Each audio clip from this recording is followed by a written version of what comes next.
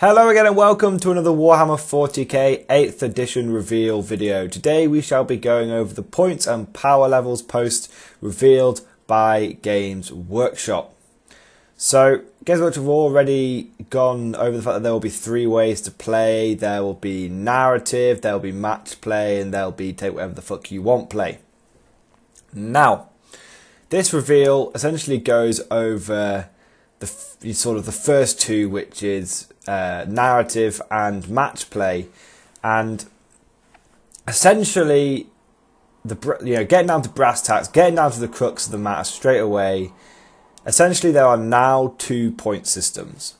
All right, there's the traditional points system where each squad has a set points value, and as you add upgrades and additional squad members to it, its points value will obviously increase. So you might start off with the squad of guardsmen for 50 points, you add an autocannon, that's another 10 points, you add a grenade launcher, that's another 5 points. That means the overall points value of that squad is 65 points. We all know this, it's standard 40k basically. Now, the second way that Games Workshop is allowing you to balance your armies is using power levels. Now, power levels are essentially a very rough way of balancing the game. They are not as precise as points, but they are very quick to work out. Okay? So, power levels are a set value for a unit. Okay? So, essentially, if you look at the data sheets for the Thousand Suns, essentially what you see is the power level is the power of the unit, but only based on the number of men in the unit. Okay, so points take into account every last minor upgrade you give the squad. Power levels do not. Power levels simply say, what's the size of the squad? Right, that's its power level. It's ported over from Age of Sigmar, so I'll give you an example to hopefully clarify it. If you have a squad of 1,000 Suns, Space Marines, Rubric Marines I believe they're called, but I'm just going to call them 1,000 Suns. If you have a squad of 1,000 Suns, the basic composition of that squad is 5 models. Okay? That basic squad's power level is 8. Okay? Now, you can add on to that squad as many upgrades as you want. Power axes, flamers, heavy weapons, autocannons, whatever upgrades you want, you can just slap onto that squad and its power level won't increase. Okay, it'll stay exactly the same. However, if you add an additional 5 models to the unit, additional 5 Rubric Marines, its power level is +6, so that would be a power level of 14. If you want to add an additional 10, then you have to pay an additional 12 power levels. If you want to add an additional 15, you add an additional 18 power levels. Does that make sense? So you can have, essentially, you can just say, it's a way of just grabbing models from the case. Fuck it, doesn't matter what upgrades they've got, let's just slap some models down on the fucking table, handfuls, slap them down, figure out, oh, there's 5 here, 5 here, 5 here, and then afterwards, after you've done all that, you look down and you're like, right, well, that squad's got like 2 random metal guns in it, that squad's got like a flame and an autocannon, that squad's got something else, doesn't really matter though. Power level, let's play a 100 power level game, and I've got 10 squads, and you don't really look at what upgrades you've got, you just throw some shit down. So it's a way of, it's a sort of a way of having a pickup game, so you go to the club, you say, yo guys, I got an hour before my train comes, I want to throw down some dice, 50 power level, let's go. And people won't fuck around, people will just like, right, grab, right, done, let's go, slap it out. That's what it'll be like. That's what it's designed for, the power level.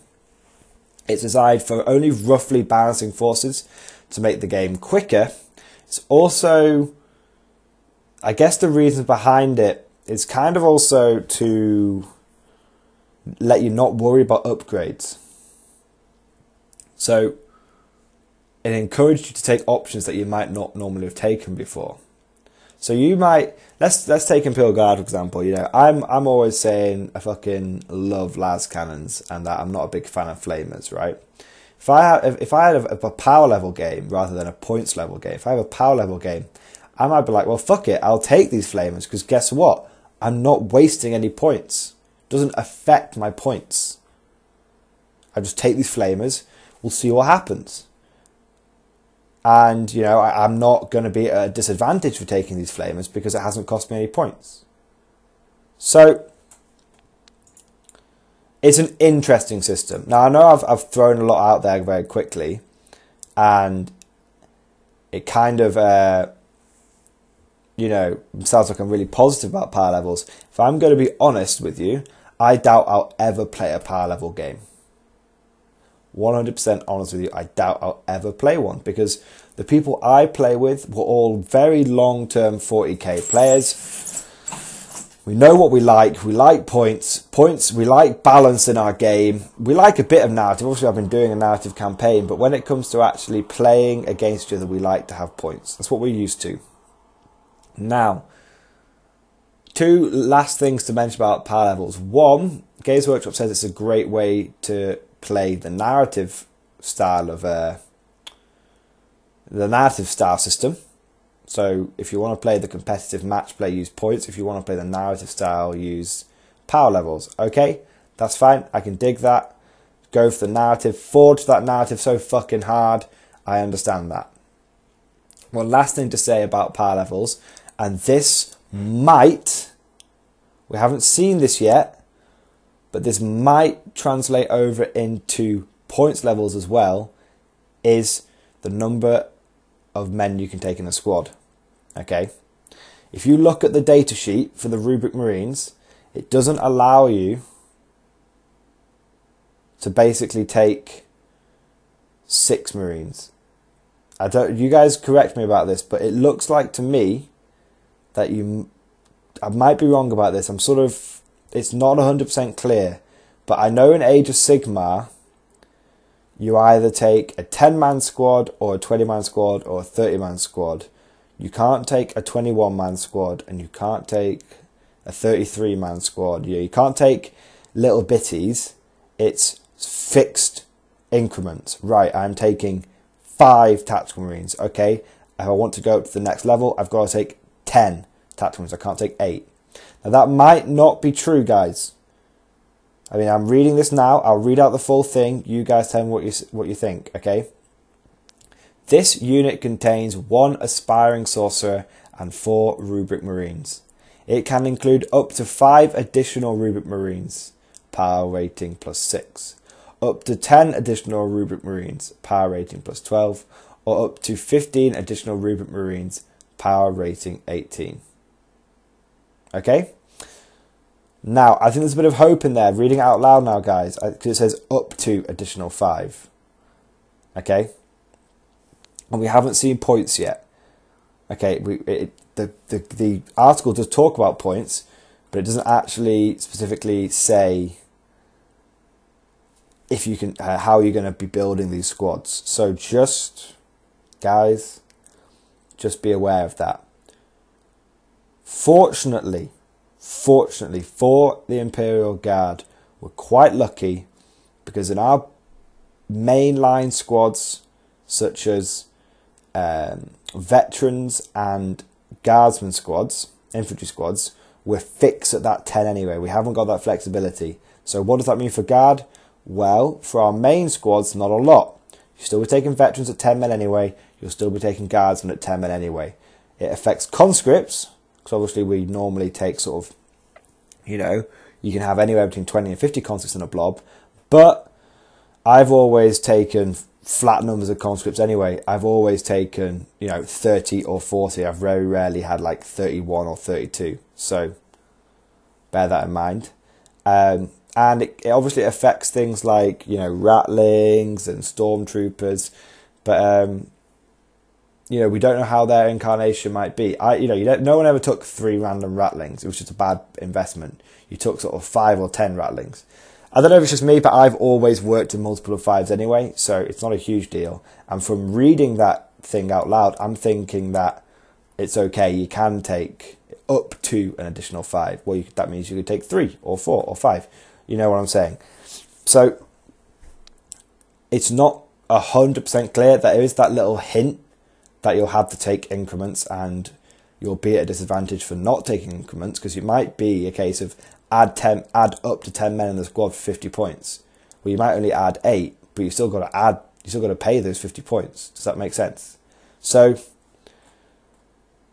I know I'm spitballing here. I know I'm throwing a lot of shit out there, so I'll just do a quick summary of what we've gone over so far. So Games Workshop has 2 ways of balancing the game: power levels and points levels. In summary, power levels are a very quick and easy way, but imprecise way, of slapping an army together and getting the dice rolling quickly. Points levels are the system that we know and love. You pay for individual upgrades and possibly pay for individual men. However, there is a risk that Games Workshop has ported over the system for building squads from Age of Sigmar, where you have to take increments. So a 5 plus a 5 plus a 5, not 5 plus 1 plus 2 system. Does that make sense? Right. Now, let's get on to the really, really big news, guys. Okay, the one that I know a lot of you will be very happy to hear about if you've not already heard about this. Okay. Points don't appear on data sheets. Okay, points will be in their own separate book, right?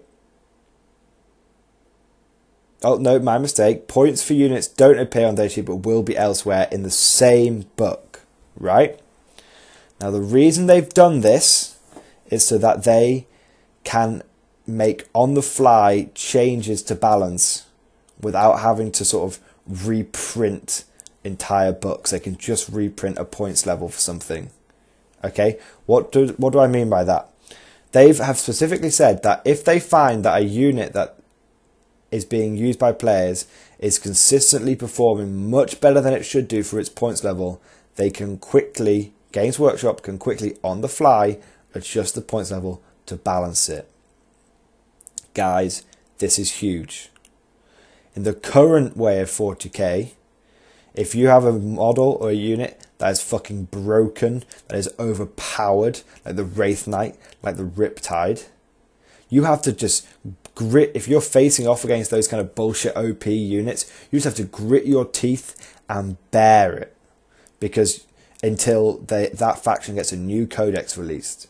And even if they get a new codex released, there's no guarantee that that thing will be nerfed. Example of this is the Wraith Knight. The Wraith Knight in the previous Eldar Codex was fucking broken and bullshit. We had to deal with that for ages. For years. The next Eldar Codex came out and they didn't even make any changes to it. So we've had to deal with Wraith Knights being bullshit for like 4 years now. However, in the new Games Workshop system, if they find that Wraith Knights are performing really, really well, too good for their points level, they can just instantly fucking release an FAQ, because these will probably be digital books, guys. Remember that. Probably digital books. They can release an FAQ that says, right, Wraith Knights, plus 100 points. It was way too fucking powerful. Now, I do not know how Games Workshop will be, for sure, how Games Workshop will be releasing these rules. I don't know if it will be on paper or in a digital format or whatever, but they have specifically said that they will be addressing balance on the fly. They will not be letting people and letting units that are fucking overpowered be getting away with it for too long. So, huge. Right?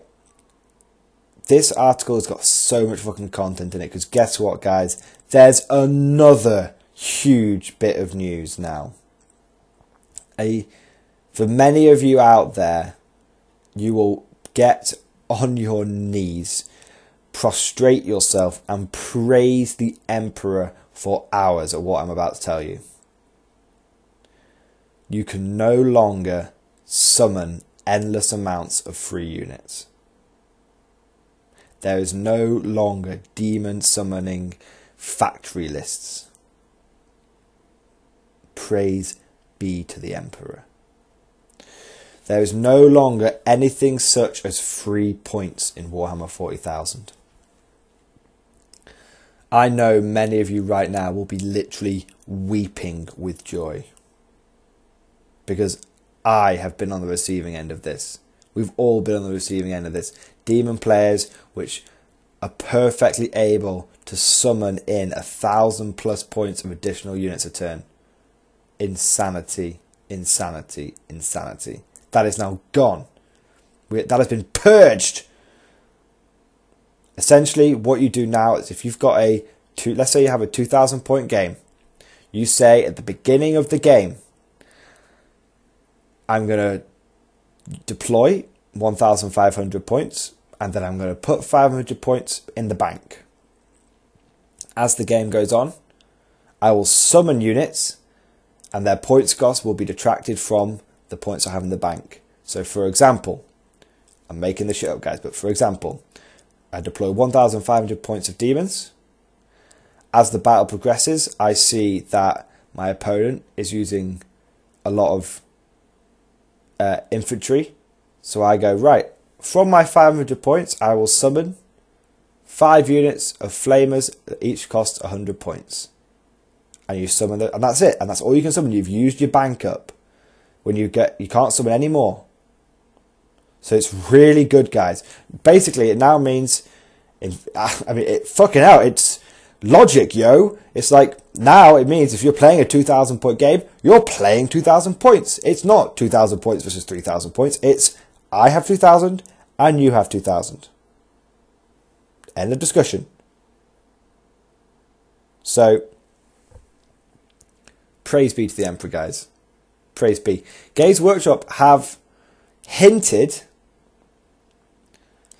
that this will also kind of apply to reserves as well. I'm not sure if this is for sure the case. It's definitely the case for summoning, alright? Games Workshop have kind of hinted as well for reserves that you might be able to say, right, I'm deploying 1,500 points, and then I'm going to have 500 points in the bank. And then if you see that your opponent is bringing lots of tanks, we're talking like a tournament here, you say, right, I'm going to spend some of my bank to bring in drop pods with melter guns in it. That might happen, guys. Okay? I doubt it. I'm going to be honest, I feel like that, it's cool because you can bring in the right tool for the job, but I feel like that's almost like legitimizing list tailoring. So I doubt that will be the case. I think what you'll find, I don't think that will be the case, but it could be. So, wow. Now we've also, one last thing to mention. Okay, we've also seen one of the new missions that are going to be used in 8th edition. So currently, as you guys well know, in 7th edition and 6th edition, the missions are all pretty similar. It's just a variation of objectives. Crusade, random number of objectives, big goes over tire, random, relic, 1, scouring, another, butt sex, another. It's all stupid, there's just loads of, they're all just reworded versions of the same mission. And then there's some extenuating circumstances like, if you kill a heavy support, you get +1 point. That looks like that entire shit is just gone. Okay, now there will be specific missions. So the one that they've used is ambush. So ambush is it's completely different to what we've seen. But essentially, you have one player has the defender has a very small column to deploy in, and the attacker pretty much has the rest of the battlefield to deploy around, but he has to stay between 12 and 18 inches away, which is pretty crazy. The reason why I mention this is because if you look at the ambush sort of deployment zone, it's very possible for if you're the defender, for your opponent to deploy 12 inches away from you, that's, you know, if you have like a 6-inch move and then a charge, it's very possible for the attacker to get a first turn charge, easy peasy lemon squeezy. I mean, that'll be brutal. That'll be really fucking brutal. Not sure how that'll roll with competitive play, because I guess one of the massive advantages of the current system is it's really good for tournaments because it's just like objective-based missions, which are really good. I'm not sure how that'll work for competitive play, but all I can say is the ambush mission. If we have a lot of these missions where you can deploy really close to each other, you're going to have a lot of instances of first turn charges, which is great for assault armies. I mentioned that in the Chaos video. It's great for the assault armies to get those, to make first turn charges a regular thing of 40k.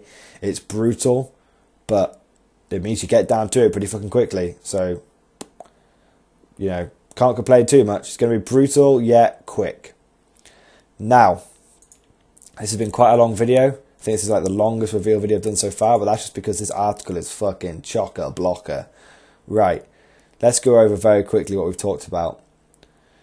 Points and power levels, 2 ways to play. Power level, imprecise, quick, let's throw some shit down, let's get it on. Points, the system we know and love, much more balanced, much more detailed. Summoning is no longer the fucking freak show bullshit fest that it was, that it is in 7th. Now, if you have 2,000 points, you're going to be playing against another 2,000 point army. You can no longer indefinitely summon free shit. You have a bank of points that you can summon from, and that's it. Once those points are all used up, they're all used up. And finally,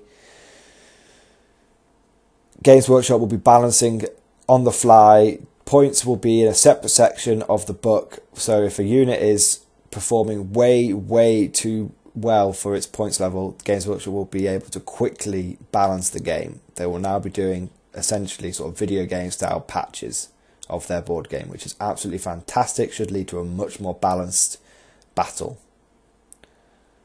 So, and also finally another hint that we're going to be having first turn charges all the time.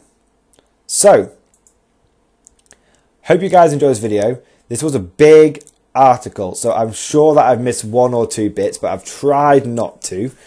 I've tried to include everything. Tell me what you guys think. I know I'm saying this at the end of a lot of my videos, but it's because this is a time of speculation and a really good time for the community to get involved.